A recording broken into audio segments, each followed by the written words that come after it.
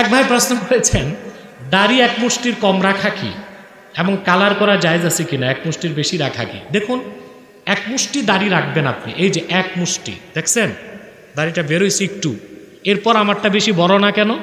এক মুষ্টির পর আমি কেটে ফেলি, কারণ খুব লম্বা দাড়ি সুন্নতের খেলাফ।